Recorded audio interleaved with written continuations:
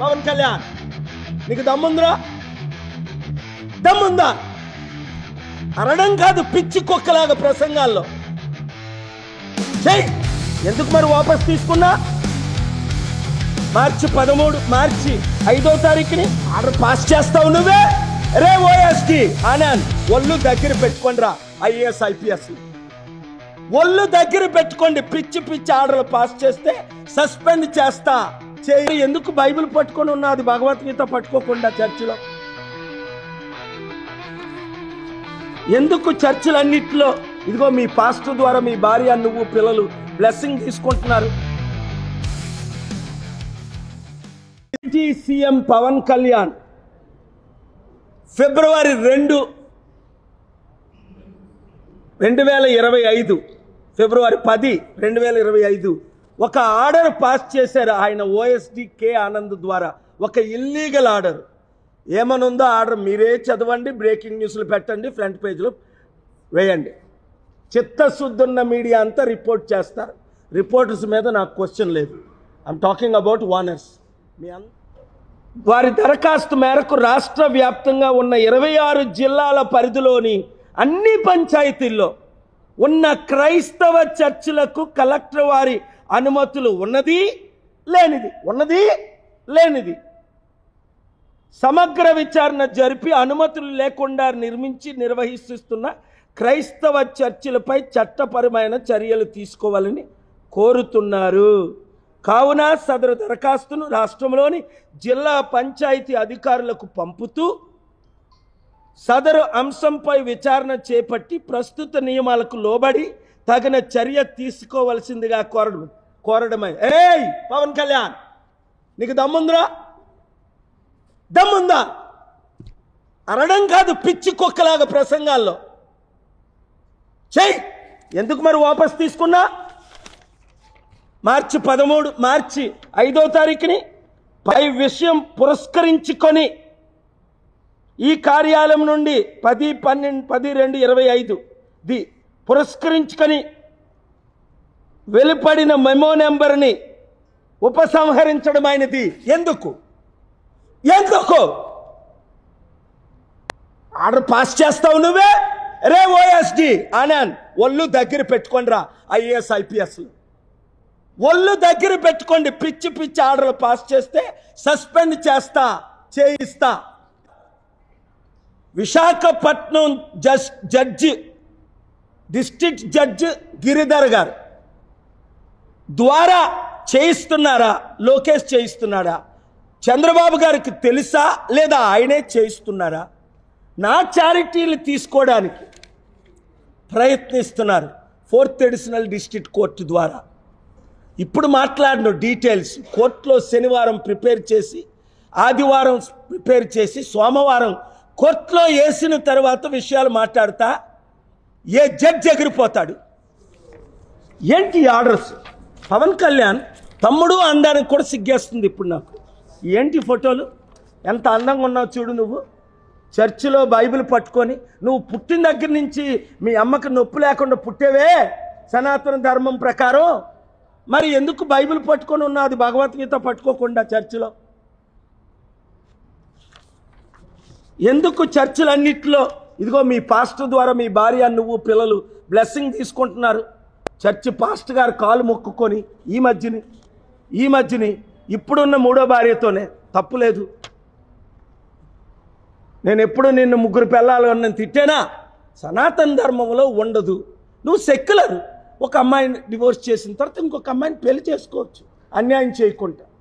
అది మన చట్టం అనుమతిస్తుంది. కానీ నేను సనాతన ధర్మం అని చెప్తూ బాప్తీసాలు తీసుకుంటూ చర్చిలకు వెళ్తూ బైబిల్ పట్టుకుంటూ నాకు బైబిల్లో మంచి వాక్యాలు గుర్తొస్తాయని చెప్తూ నువ్వు హిందూ, ముస్లిం, క్రిస్టియన్ మధ్య చిచ్చులు పెడుతుంటే దయచేసి మీడియా వారందరూ, ముఖ్యంగా యూట్యూబర్స్, మీరు వైరల్ చేసుకోండి.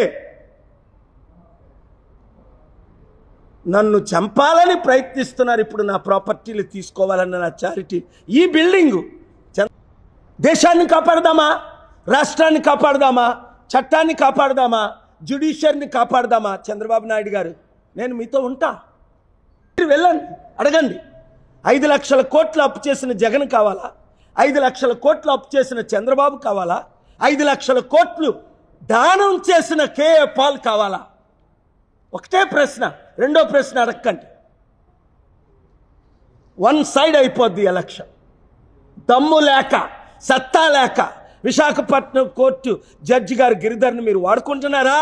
సిబిఐ ఎంక్వైరీ ఇస్తా, పార్లమెంట్కి వెళ్తా, ఇంపీచ్మెంట్కి వెళ్తా, 18 పార్టీలు నాతో ఉన్నాయి, గుర్తించుకోండి. ఊసరి వాళ్ళలాగా వాళ్ళు మారుతారు, మనం మారం. చంద్రబాబు నాయుడు గారు మీరు కలిస్తే 1 ఇయర్లో బ్లెస్సింగ్, లేదా 1 ఇయర్లో ఏమవుతుంది? మీరు ముఖ్యమంత్రిగా ఉంటుండగే ఈరోజు నా మాటలు గుర్తు చేసుకోండి. నా ప్రాపర్టీ దగ్గరికి వచ్చిన వారు, నా చారిటీ దగ్గరికి వచ్చిన వారు, క్రిస్టియన్ ముస్లిం హిందూ మధ్య గొడవలు పెట్టిన వారు, మీకు ఏమవుతుంది? రాజశేఖర్ రెడ్డి గారికి ఏమైందో 7 బోర్డు మెంబర్లు కుక్క చావు చచ్చారు, గుండె ఫెయిల్ అయ్యి, కిడ్నీ ఫెయిల్ అయ్యి. అదే టైంలో రాజశేఖర్ రెడ్డి గారు చనిపోవడమే మీకు తెలుసు. ఆ 7 చనిపోవడం మీకు తెలియదు. అందరికీ నేను చెప్పలేదు. ఒక్క బోర్డు మెంబర్ మిగలలేదు. ఇప్పుడు కొత్త బోర్డు మెంబర్లు పెట్టి డ్రామాలు ఆడాలని చూస్తున్నారా? ఇది కేఏ పాల్ ఫౌండర్ ప్రెసిడెంట్. దేవుడితో ఫైట్ చేయకండి. నేను దేవుడి దాసుని, దేవుని దూతని, దేవుడు పంపగా వచ్చాను. 5 లక్షల కోట్లు ప్రజలకు పంచాను. వితంతులు, అనాథులు 40 లక్షల వితంతులు, 3,10,000 అనాథులు కాపాడాను. 2,10,00,000 యూత్ని కాపాడాను, ట్రైనింగ్ ఇచ్చాను. ప్రపంచ శాంతి కొరకు అనేక యుద్ధాలు ఆపాను. నాతో చేతులు కలిపితే రాష్ట్రం, దేశం బాగుపడుతుంది. Thank you very much. నిజమే, పవన్ కళ్యాణ్ స్పీచ్ అంతా నేను విన్నాను. ఏం మాట్లాడాడో ఆయనకే తెలియదు. ఆయన మాటలు, ఇంతకు ముందు ఆడిన ప్రతి మాటకు ఆయన వ్యతిరేకంగా మాట్లాడాడు. చాలా మంచి క్వశ్చన్ అండి. God bless you. నెంబర్ 1, నేను పుట్టిన దగ్గర నుంచి సనాతన్ని అన్నాడు. ఇంతకుముందు ఏమన్నాడు? నేను చావేజు, ఊవేజు, నాస్తికుణ్ణి. 2, మా నాన్నగారు, మా తల్లి దీపం పెడితే సిగరెట్లకు వాడుకునేవాడు అని అనేక సార్లు అన్నాడు. ఇప్పుడేమన్నాడు? మా నాన్నగారు మా ఇంటిలో రామనామమే పుట్టిన దగ్గర నుంచి అన్నాడు. 3, అలా అన్న మా తమ్ముడు పవన్ కళ్యాణ్ పుట్టినప్పుడు అక్కడ మోదీ గారు ఎలాగో ఈయనకు కూడా నొప్పులు లేకుండా, ఈ మధ్య మోదీ గారు అన్నారు, ఇప్పుడు సౌత్ ఇండియన్ పుట్టినప్పుడు పెయిన్ కూడా లేదట. అమ్మా తల్లి, వారిని క్షమించమ్మా, బతుకున్నావు నువ్వు. ఆ పవన్ కళ్యాణ్ని, నాగబాబుని నొప్పులు లేకుండా ప్రపంచంలో ఒక్కడైనా పుడతాడా? మోదీ అంటాడు, ఆయన ఏదో అంటాడు, ఆయన అబద్ధాలు. ఆయనతో పాటు మీరెందుకు ఇలాంటి అబద్ధాలు సహిస్తారు? క్షమాపణ చెప్పమండి. తల్లిని దూషించడం కాదా నొప్పులు లేకుండా పుట్టారంటే? ఎంతో నవమాసాలు మోసి శరీరాన్ని ఇంకా నేను చెప్పలేను ఆ విషయాలు. ఎంత పెయిన్ ఉంటుందండి ప్రెగ్నెన్సీలో. ఒకసారి నా కొడుకు పుట్టినప్పుడు నేను హాస్పిటల్లో 1 గంట ఉన్నాను కనుక నా కళ్ళతో నేను చూశాను. ఇంత పెయినా అని ప్రేమ, నా భార్య మీద 100 రెట్లు ప్రేమ పెంచుకున్నాను. ఇంత ఒక తల్లి అంటే, అలాంటి తల్లిని మీరు దూషిస్తారా? 4, ఇదొకటే కాదు, హిందీ భాష మాకు వద్దు, గో బ్యాక్ అన్న పవన్ కళ్యాణ్, మా మాతృభాషల్లో చిచ్చు పెట్టకండి అన్న పవన్ కళ్యాణ్, మోదీ అమిత్ షాని తిట్టిన, పేరు పెట్టి తిట్టిన పవన్ కళ్యాణ్, ఇప్పుడు మనకి హిందీ భాష వద్దా, వాళ్ళ డబ్బులు కావాలా అని మాతృభాషను అమ్మేస్తున్న పవన్ కళ్యాణ్. హిందీ భాష ఎందుకు మనకి? హిందీ రాష్ట్రాల్లో హిందీ భాష, తెలుగు రాష్ట్రంలో తెలుగు భాష, తమిళ రాష్ట్రంలో తమిళ భాష, మలయాళం కేరళలో మలయాళం భాష, కర్ణాటకలో తమిళ భాష. ఇప్పటికే 9 భాషలను సర్వనాశనం చేసిన హిందీ భాష మనకెందుకు అడగండి. గౌరవనీయులు ఈ మధ్యనే రిటైర్ అయ్యారు మాజీ వైస్ ప్రెసిడెంట్ వెంకయ్యనాయుడు గారు, చంద్రబాబు నాయుడు గారు తెలుగు భాషను ఎంత సన్మానిస్తారో, అలాంటిది ఇప్పుడు మనకు తెలుగు భాష వద్దు, ఈయనకేదో 4 ముక్కల హిందీ వచ్చని హిందీ భాష కావాలట. నార్త్ ఇండియన్ మోదీ ఆయనట, వాళ్ళ ఎమ్మెల్యేతో చెప్పిస్తున్నాడు, ఈయన సౌత్ ఇండియన్ మోదీ అట. 6 తెలుగుదేశాన్ని ఈయనే గెలిపించాడట.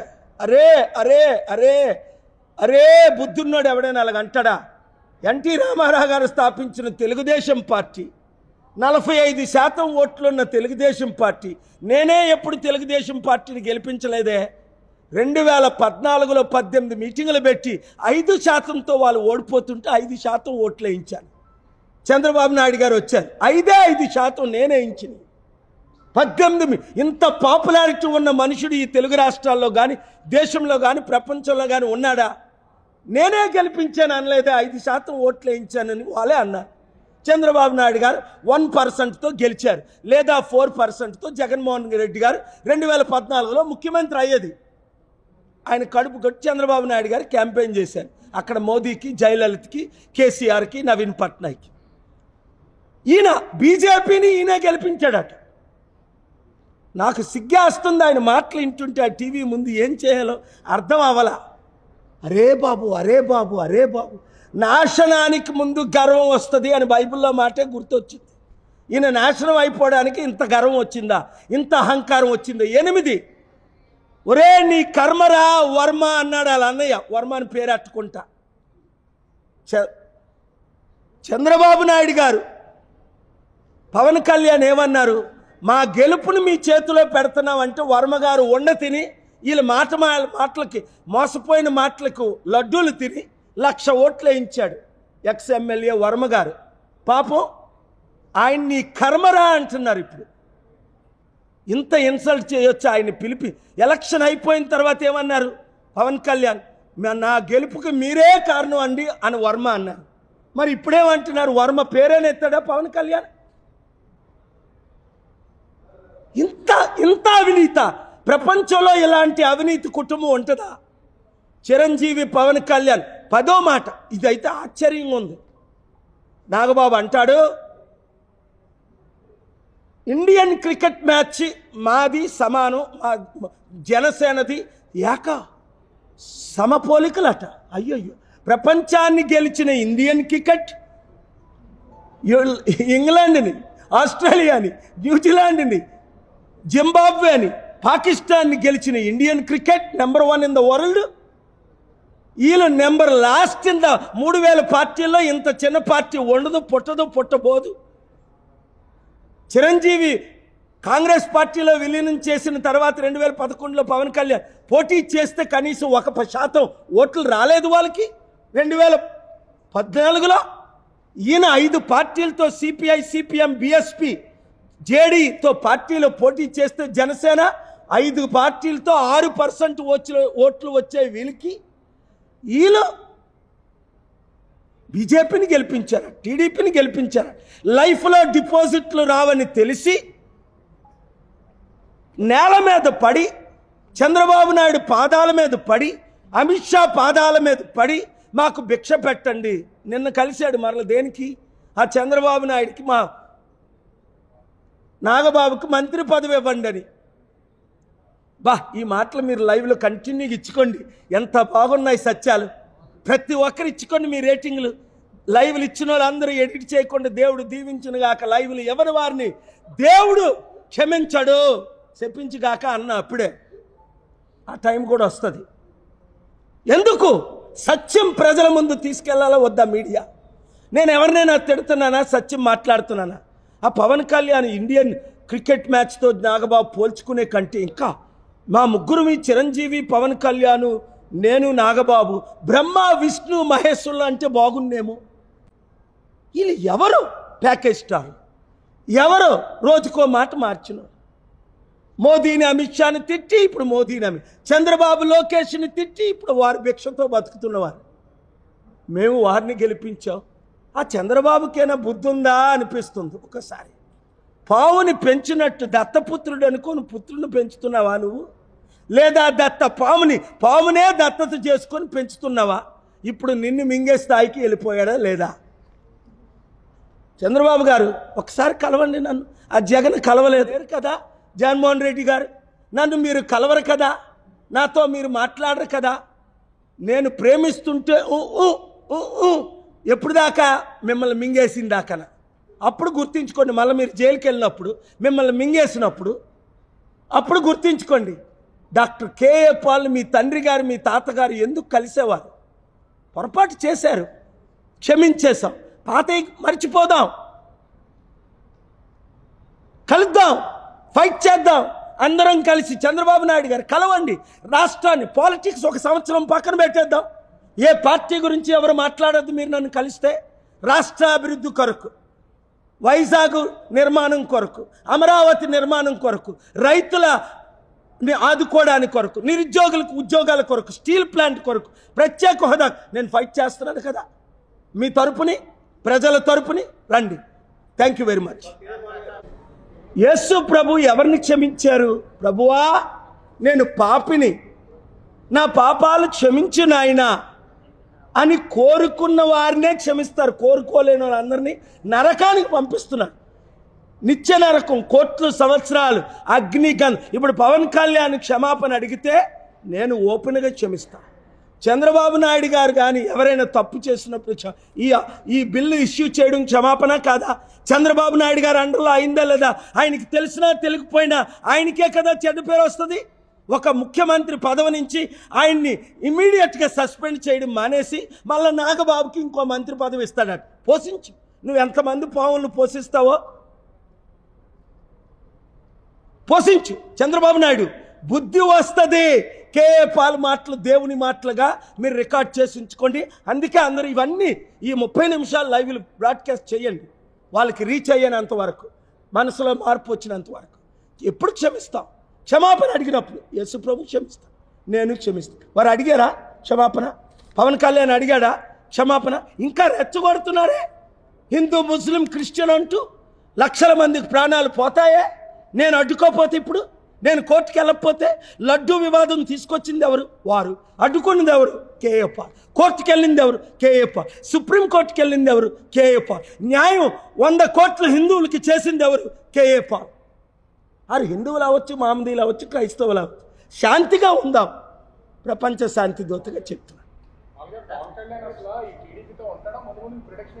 లేదు, పవన్ కళ్యాణ్ టీడీపీ నుంచి బయటకు రావడానికే ప్లాన్. ఎప్పుడు వస్తాడు? ఇప్పుడు రాడు. ఎప్పుడైతే ఆయన ముఖ్యమంత్రి అయ్యి నారా లోకేష్ని, చంద్రబాబుని ముఖ్యమంత్రి అవ్వకుండా చేయడానికి అప్పుడు బయటకు వచ్చేమంటాడో ఇప్పుడే చెప్తా. నేను అన్నాను కదా ఆయన చేయలేడని, ఆయన మోసగాడని. నేను ఎంతో మద్దతు ఇచ్చి ఆయన్ని గెలిపించాను. నన్ను చేయనివ్వలేదు. నిరుద్యోగులకు ఉద్యోగాలు ఇస్తానంటే ఇవ్వనివ్వలేదు. పెన్షన్లు ఇస్తానంటే ఇవ్వనివ్వలేదు. రైతులను ఆదుకుంటానంటే ఆదుకోనివ్వలేదు.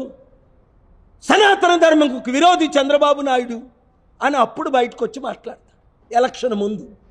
ఇప్పుడు ఎలాగో, ఇప్పటి వరకు 2008 నుంచి ఎన్ని వేషాలు వేశారో వాళ్ళు, అప్పుడు ఆ వేషాలు వేస్తారు. దానికి ముందే చంద్రబాబు నాయుడు గారు కరేజియస్గా ఇది సీరియస్ స్టెప్, ఆయన్ని మంత్రి పదవుల నుంచి బహిష్కరించాలి. ఆ 21 ఎమ్మెల్యేలుగా ఉండమనండి. ఎవడు పట్టించుకుంటాడు? వాళ్ళు చేసేది ఏంటి? పవన్ కళ్యాణ్ డ్యాన్స్ వేసి డబ్బులు తెస్తాడా? పవన్ కళ్యాణ్ పేరు 3000 మంది సీఈఓల్లో ఒక్కడికి తెలుసా? నన్ను తెలియనోడు ఒకడున్నాడా? ఆయన్ని తెలిసినోడు ఒకడున్నాడా? నెక్స్ట్ వచ్చేది ప్రజాశాంతి పార్టీయే మీ సపోర్ట్తో.